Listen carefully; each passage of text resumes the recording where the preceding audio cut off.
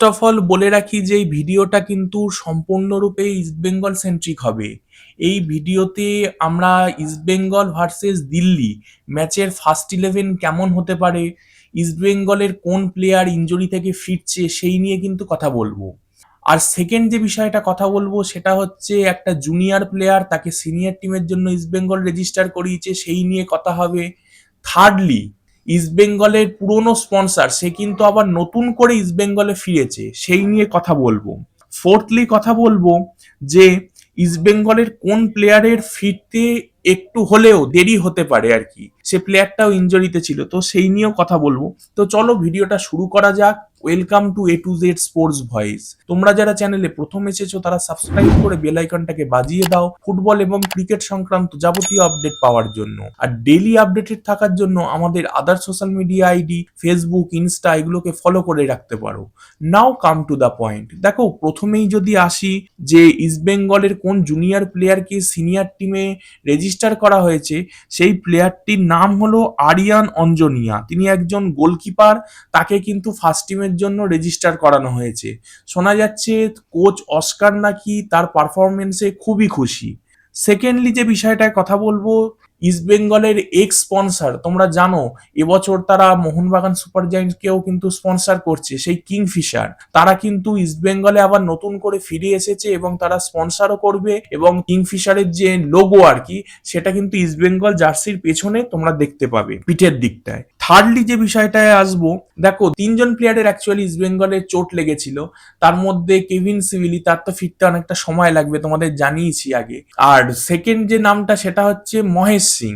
মহেশ সিং কিন্তু সামনের ম্যাচটার থেকে ইস্টবেঙ্গল বেঞ্চে কিন্তু তোমরা দেখতে পারো তাকে। অ্যাকচুয়ালি তাকে এই ম্যাচেও হয়তো বেঞ্চে রাখা যেত, কিন্তু সমস্যাটা কি হয়েছে, কোচ অস্কার তিনি কিন্তু তাকে সম্পূর্ণ ফিটনেসে না প্র্যাকটিসে দেখলে তাকে কিন্তু সাইড বেঞ্চে রাখবেন না। এটা কিছু কোচের নিজের নিজের তো টার্মস অ্যান্ড কন্ডিশন থাকে, এটা ওনারও টার্মস অ্যান্ড কন্ডিশন ধরে রাখো। আর আরেকজন প্লেয়ার যে রাকিব, সেই রাকিব কিন্তু এই ম্যাচ থেকেই সাইড বেঞ্চে ফিরছে, তবে স্টার্ট হয়তো তাকে করিয়ে দেবে না। তার মূল একটা কারণ হচ্ছে তার যেহেতু হেড ইনজুরি ছিল, কপাল ফেটেছিল, যাই হোক মনে হয় তাকে স্টার্ট করাবে না। সেকেন্ড হাফে হয়তো কিছু সময়ের জন্য তোমরা তাকে মাঠে দেখতে পাবে। আর নতুন প্লেয়ার অ্যান্টন সোবার্গ, সেও কিন্তু এই ম্যাচে সাইড বেঞ্চে থাকবে এবং তাকেও তোমরা সেকেন্ড হাফেই দেখতে পারো। তাকে সাইড বেঞ্চে রাখার দুটো মূল কারণ, একটা তো তোমার অ্যাক্লিমাটাইজ করানো, আইএসএল এর যে ধরনের খেলাগুলো হয় কিরম ভাবে চলে সেটার সাথে একটা অ্যাক্লিমাটাইজ করানো। আর সেকেন্ডলি তাকে কি বলতো, ওয়েদারেরও একটা ব্যাপার আছে, সে ডেনমার্ক থেকে আসছে, মানে দু জায়গাকার ওয়েদার ইন্ডিয়া ডেনমার্ক সমান নয়, কিন্তু আবহাওয়ার বিশাল তারতম্য, সেটাকে তাদের সাথে একটু অ্যাডজাস্ট করিয়ে দেওয়া, প্লেয়ারদের সাথেও খানিকটা মানিয়ে নিতে পারবে, এটাও একটা ব্যাপার। আর খানিকটা তো তুমি বলতে পারো প্র্যাকটিসের অভাব তার আছে, তাকে ম্যাচ খেলিয়েই হয়তো কোচ তৈরি করবেন, অল্প সময়ের জন্য খেলাবেন যাতে সে অনেকটাই রেডি হয়ে যেতে পারে খুব অল্প সময়। এবার যদি আসি যে ফার্স্ট 11 নিয়ে, দেখো ইস্টবেঙ্গলের ফার্স্ট 11 আগের ম্যাচের মতনই থাকবে, অর্থাৎ গোলে থাকবে প্রপসুকান গিল, রাইট ব্যাকে লাল, লেফট ব্যাকে জয়গুপ্তা, দুটো সেন্ট্রাল ডিফেন্সে আনোয়ারের সাথে জিকসান, মিডফিল্ডে সল রশিদ মিগুয়েল, লেফট উইংয়ে থাকবে বিপিন, রাইট উইংয়ে নন্দকুমার হয়তো স্টার্ট করবেন না কারণ আগের ম্যাচে তিনি ভালো খেলেননি, তার জায়গায় হয়তো এডমুন্ড স্টার্ট করবেন। আর নাম্বার 9-এ তো ইউসুফ এজেজারি নিজের জায়গা পুরো পাকা করে নিয়েছেন, তো তিনিই খেলবেন।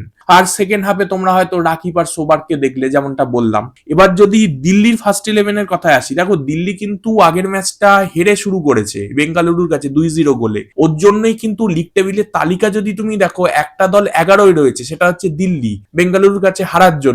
আর ইস্ট বেঙ্গল রয়েছে 2 নম্বর পজিশনে, মানে দ্বিতীয় স্থানে। যদিও কাল অবধি, মানে গোয়া ম্যাচের আগে অবধি ইস্ট বেঙ্গল কিন্তু 1 নম্বর পজিশনেই ছিল গোল পার্থক্যে মোহনবাগানের সাথে, কিন্তু বর্তমানে 2 নম্বর পজিশনে নেমে গেছে। তার মূল কারণ হচ্ছে গোয়া 2টো ম্যাচ খেলে ফেলেছে, তারা 4 পয়েন্টে চলে গেছে, আর ইস্ট বেঙ্গল 1টা ম্যাচ খেলেছে, বুঝতেই পারছো। এই দিল্লি টিমটা, এরা কিন্তু 4টে ফরেনার আছে এদের। এই 4টে ফরেনারের মধ্যে রয়েছে রাফায়েল রিবেরিও, যে একজন সেন্টার ব্যাক, আব্দুল হালিক হুডু, যে একজন ডিফেন্সিভ মিডফিল্ডার, ম্যাটিজা ব্যাভোভিক, যে ইন্টারকাসির কিন্তু উইনিং টিমের সদস্য, সে হচ্ছে সেন্টার ফরওয়ার্ড, আর এভেনজার অ্যাময়, সে কিন্তু সেন্ট্রাল মিডফিল্ডার। এবার তাদের ফার্স্ট 11-এর কথায় যদি আমি আসি, দেখবো তাদের গোলে থাকছে বিশাল যাদব, তাদের সেন্টার ব্যাক পেয়ারিং থাকছে রাফায়েল রিবেরিও মানে ফরেনারটার সাথে ক্ল্যারেন্স ফার্নান্ডেজ, তাদের লেফট ব্যাকে থাকছে মনোজ মোহাম্মদ, এও কিন্তু সম্ভবত ইস্ট বেঙ্গলের প্রাক্তনী। আর রাইট ব্যাকে থাকছে সেম খালুন বলে একটা প্লেয়ার। আর সেন্ট্রাল মিডফিল্ডে থাকছে আজাহার আর হুডু। লেফট মিডফিল্ডে থাকছে আইমেন। রাইট মিডফিল্ডে থাকছে অগাস্টিন।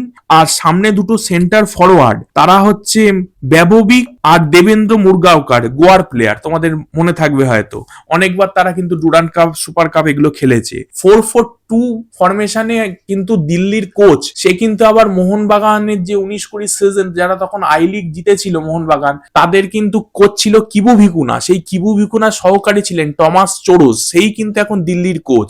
যাই হোক, আজকের ম্যাচটা খুব ইন্টারেস্টিং হবে, দেখা যাক। ইস্ট বেঙ্গল জিতবে তো বটেই, কত গোলে জিতবে সেটাও একটা দেখার, কারণ গোল পার্থক্যটা খুব ইম্পর্টেন্ট হবে এই বছরের আইএসএল এ। যেহেতু তোমরা জানো যে এখানে কিন্তু হয়তো সিল্ডই শুধু হবে, ট্রফি হবে না, বা ট্রফি যদি হয় সেটা সিল্ড হবে না, সেটাও অ্যানাউন্স হয়নি। ইভেন পুরো আইএসএল এর যে টাইম ডেট শিডিউল সেটাও কিন্তু আসেনি। মানে বুঝতেই পারছো কতটা অব্যবস্থার মধ্যে আইএসএলটা চলছে। এরমও হয়ে যেতে পারে হয়তো গোল পার্থক্যে চ্যাম্পিয়ন ঘোষণা হয়ে গেল। সুতরাং গোল পার্থক্যটা খুব দরকার। আর ইস্ট বেঙ্গল প্রথম ম্যাচেই দুর্দান্ত স্টার্ট করেছে। ইস্ট বেঙ্গলের সামনে জোড়া ফলা রয়েছে, একজন সোবার্গ আর একজন এজেজারি। আশা করি ইস্ট বেঙ্গল অনেক গোল করবে আর গোল পার্থক্যটাও বাড়িয়ে রাখবে। তো চলো, আজকের ইস্ট বেঙ্গল ভার্সেস দিল্লি ম্যাচের স্কোর লাইন কি হতে পারে তোমরা কমেন্ট করে জানাও। আর ভিডিওটা যদি তোমাদের ভালো লাগে তাহলে সাবস্ক্রাইব করে বেল আইকনটাকে বাজিয়ে দাও, লাইক করো, কমেন্ট করো, শেয়ার করো। Thanks for watching. জয় হিন্দ, জয় ভারত।